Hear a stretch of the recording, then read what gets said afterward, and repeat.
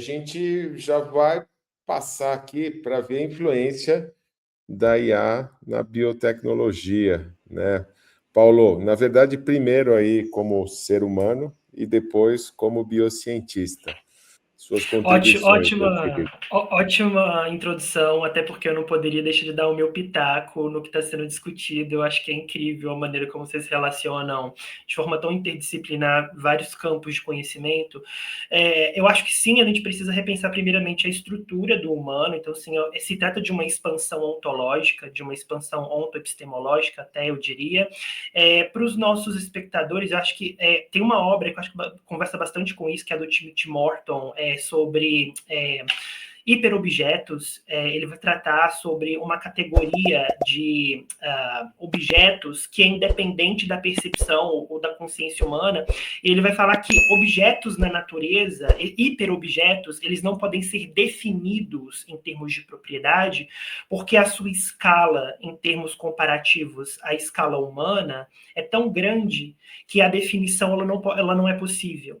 Então, eu acho que a IA e em convergência ou não, os seres humanos, eles entram nessa categoria de hiperobjeto, porque a definição que nós damos ela é histórica, né? Ou seja, ela é temporal, ela depende de contexto histórico. Então, sempre vai ser um recorte que nós estamos fazendo de nós mesmos em relação ao conhecimento que nós temos sobre o que nós somos, em função dessas ferramentas, se é que elas de fato são ferramentas. Eu gosto bastante do que o Casals colocou sobre ser entidades, porque talvez elas sejam de fato entidades porque tem potencialidade de ter autonomia, e mais do que isso, uma vez que a gente não entende o que é inteligência, a gente não pode descartar a possibilidade que talvez a inteligência seja uma coisa ubíqua.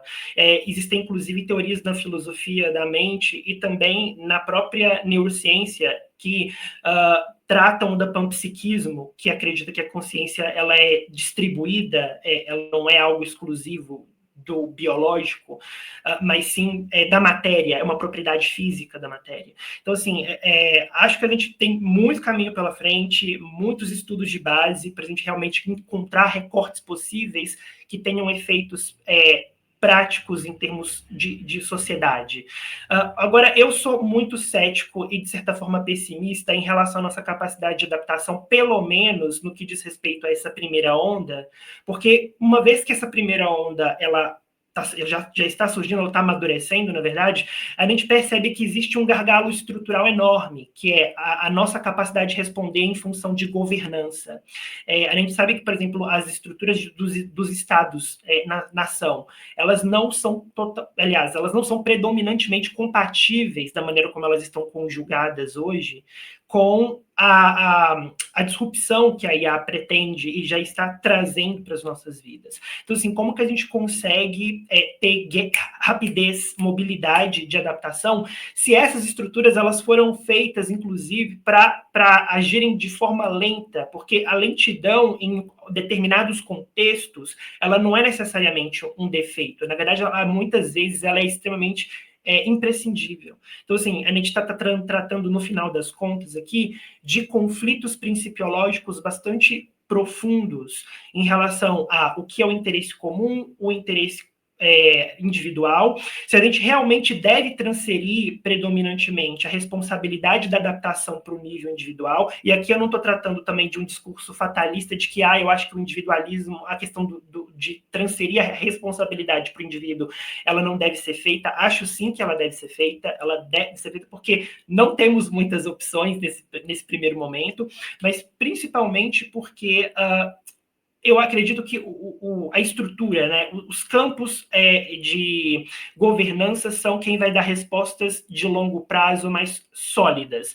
Mas, sim, temos um problema, temos grandes problemas do ponto de vista educacional, então nem se fala. Eu conversei com vários professores de instituições que são consideradas aqui no Brasil instituições de elite, e eles têm, muitos deles me falaram que tem uma impressão de que o sistema educacional do ensino superior também está entrando em um processo de falência, tá? Então, assim, se a gente está falando sobre isso no ensino superior, o que dirá do ensino básico, que já está ruim.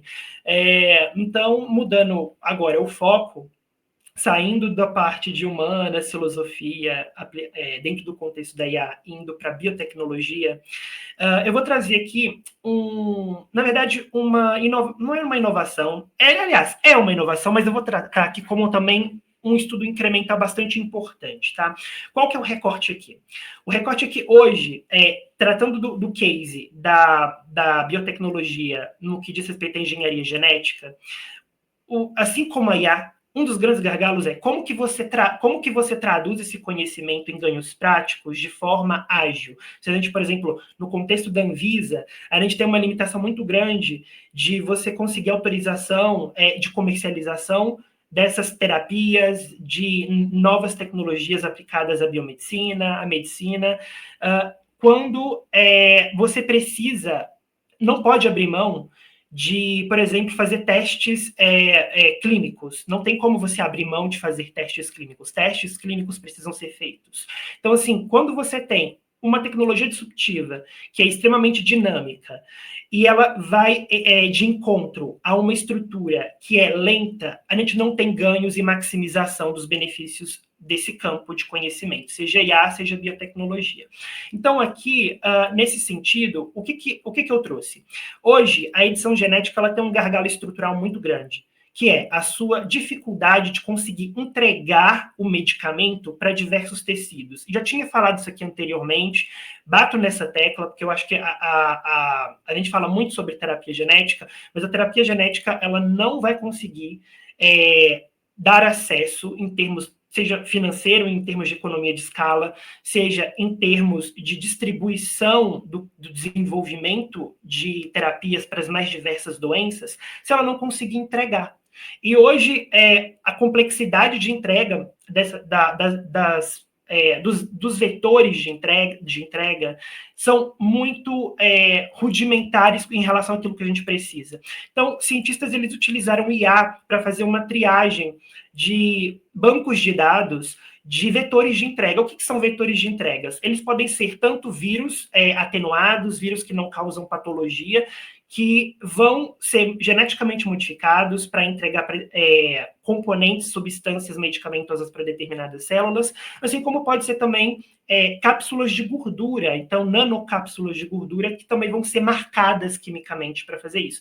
E esse segundo caso é um exemplo desse estudo, em que eles utilizaram uma IA para tentar descobrir qual que seria a melhor combinação de nanocápsulas de gordura para entregar substâncias de edição genética, para fazer modificação genética. É uma plataforma, tá? Então, aqui ela não está direcionada a uma única terapia. Ela é uma plataforma que pode ser utilizada para as mais diversas terapias genéticas. De forma nebulizada, ou seja, por meio aéreo. Então, a gente substituiria a injeção intravenosa, a injeção intramuscular, também por nebulização, dependendo do tecido que você quer atingir. Seja pulmão, para tratar, por exemplo, doenças relacionadas a vias respiratórias, fibroses císticas e por aí vai. Então, acho que o que esse estudo mostrou? Que eles conseguiram encontrar 4 candidatos em um universo, né, que é o campo os bancos de dados que eles utilizaram, que são mais de 20 milhões de estruturas dessas, que foram algumas mais ou menos catalogadas, e dentre essas 4 candidatos que eles triaram e que foram escolhidos por IA, esses 4 candidatos têm uma capacidade de entrega de edição genética, assim, sem precedentes. Mas em uma única dose de nebulização, você tem mais de 83% das células pulmonares geneticamente modificadas. Assim, o grau de eficiência disso, comparado a outros estudos, de única dose, é inédito, tá? Então, assim, a gente está falando sobre não precisar fazer ciclos de repetição de tratamento. A gente está falando sobre ter uma tecnologia que ela consegue gerar um efeito muito maior em uma única dose. Então, a gente está falando sobre diminuir custos, portanto, também. E também a gente está falando sobre como que a gente poderia transferir esses medicamentos para o sangue via pulmonar. Então, a gente não está tratando aqui só sobre edição genética especificamente no pulmão, mas como que a gente conseguiria fazer com que a via administrativa aérea fosse uma alternativa às alternativas que a gente tem hoje.